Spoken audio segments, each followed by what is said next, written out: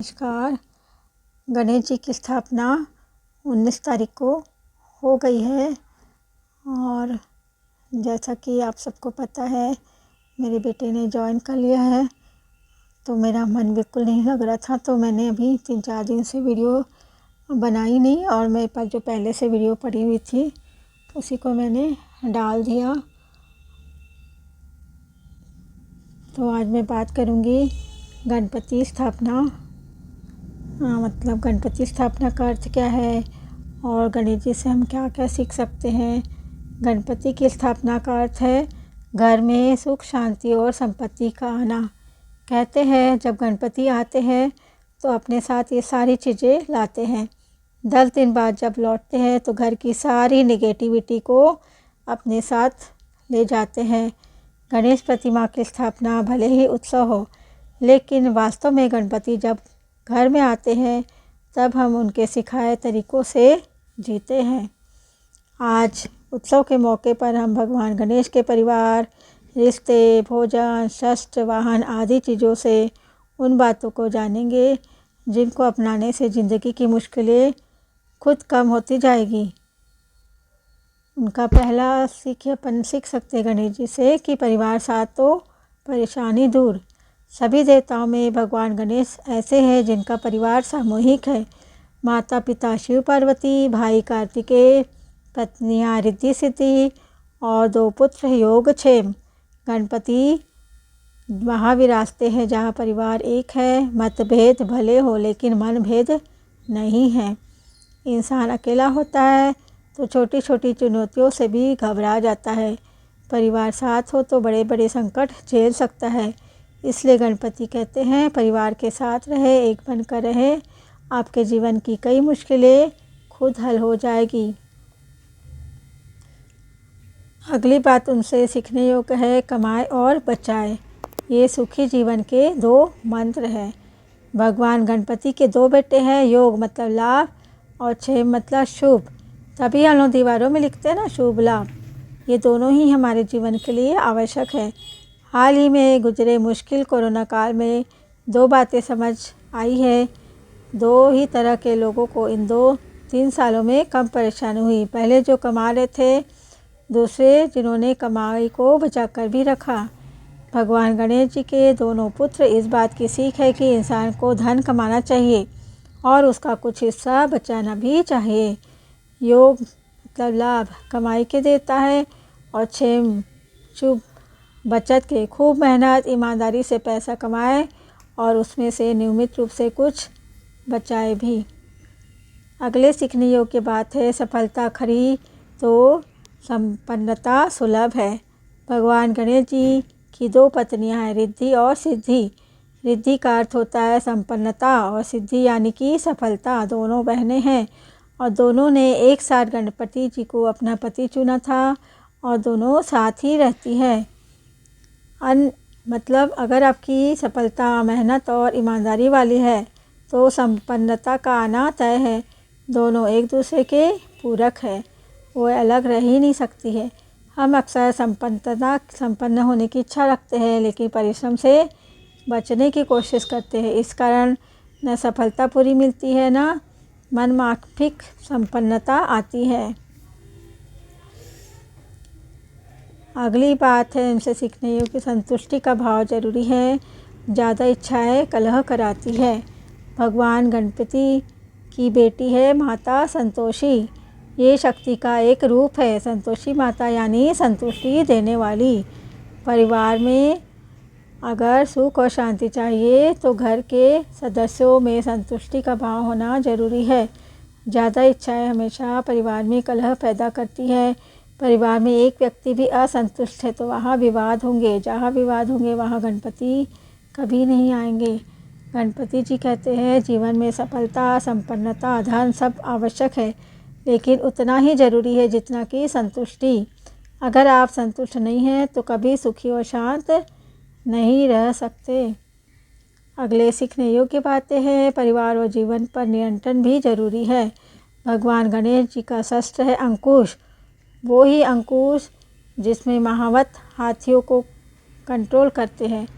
इसकी चुभन से बचने के लिए हाथी महावत के इशारों पर चलते हैं। अंकुश का अर्थ भी है रोक लगाना।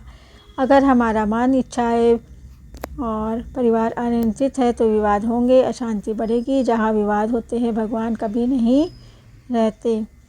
इस अंकुश का पहला उपयोग मन पर होना चाहिए, क्योंकि मन ही सारी इच्छाओं का केंद्र है। मन नियंत्रित है तो सब नियंत्रित होगा।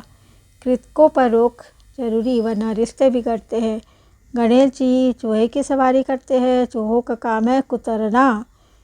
जिस तरह चूहा अच्छे कपड़ों को भी कुतर कर खराब कर देता है, वैसे ही अच्छे विचारों और बातों को कुतर कर बिगाड़ देता है। गणपति जी कहते हैं, अच्छी बातों पर तर्क वितर्क जरूरी है, लेकिन कुतर्क हमेशा नुकसान करता है। वो अच्छी बातों को आगे बढ़ने से रोकता है। जब परिवार में, दोस्तों में और रिश्तेदारों में कुतर्क होने लगे तो रिश्ते खराब हो जाते हैं। इस पर नियंत्रण जरूरी है। अगला सीखने योग्य बात है, उनको मोदक बहुत प्रिय है और दुर्वा दोनों ही प्रिय हैं। मोदक और दुर्वा दोनों जरूरी है जीवन में। गणपति जी के प्रिय भोजन, पहला मोदक, दूसरी दुर्वा, दोनों चढ़ाने से गणेश जी प्रसन्न होते हैं। मोदक मीठा है और दुर्वा का स्वाद रसीला है। गणपति के दोनों जो आहार है हमारी सेहत की ओर इशारा करते हैं। मोदक शरीर को शक्ति देता है, क्योंकि उसमें सूखे मेवे होते हैं, घी होता है, और दुर्वा उसे पचाने की शक्ति देती है। दुर्वा आयुर्वेद में भी पेट को स्वस्थ रखने वाली मानी गई है। आप अच्छा खाना खाए, खूब खाए, लेकिन वो सही तरह से पचे और आपके शरीर को शक्ति भी दे, इसका ध्यान रहे। गणपति जहाँ विराजते वहाँ जहाँ लोग अपनी सेहत के प्रति सजग हो। सोचिए दिल से और फैसले दिमाग से लें। गणपति बुद्धि के देवता है। बुद्धि के लिए ज्ञान जरूरी है। जब भगवान शिव ने गणपति का सिर काटा और हाथी का सिर जोड़ा, तब देवताओं से मिले वरदानों में उन्हें बुद्धि का देवता होने का वरदान भी था। हम अक्सर जीवन में एक गलती करते हैं। जब भी कोई फैसला लेना हो तो दिमाग से सोचते हैं और दिल से फैसला लेते हैं। इससे ज़्यादातर नुकसान ही होता है। वास्तव में होना इसके उल्टा चाहिए। गणपति जी कहते हैं कि दिल से सोचने पर हम संवेदनाओं के साथ चीज़ों को देखते हैं और दिमाग से फैसला लेते हैं तो वो ठोस होता है। दिल से लिए फैसले अक्सर दूरदर्शी नहीं होते, तत्कालिक होते हैं। विचारों में संवेदना और फैसलों में कठोरता जरूरी है। तो गणपति जी वही निवास करते हैं जहाँ फैसले दूरदर्शी होते हैं। अगली सीखने योग्य बात है, सुंदरता विचारों और व्यवहार में होती है, चेहरे में नहीं। ये कथा है कि भगवान शिव ने बालक गणेश के जो धड़ है तस्वीर पर हाथी का सिर जोड़ दिया। सभी देवता और गणों के मन में सवाल था कि क्या ये बालक अब सबकी तरह सुंदर दिखेगा। जब हाथी का सिर लगने पर गणेश जीवित हुए तो उन्होंने सबसे पहले भगवान शिव को प्रणाम किया, अपने हट के लिए माफ़ी भी मांगी। फिर अपनी माँ पार्वती की गोद में गए। हाथी के सिर वाले बालक का इतना अच्छा व्यवहार देख सभी का नज़रिया बदल गया। गणेश जी पहले की तरह सुंदर लग रहे थे। गणपति जी कहते हैं, सुंदरता चेहरे से नहीं होती, आपके विचार और व्यवहार आपको सुंदर बनाते हैं।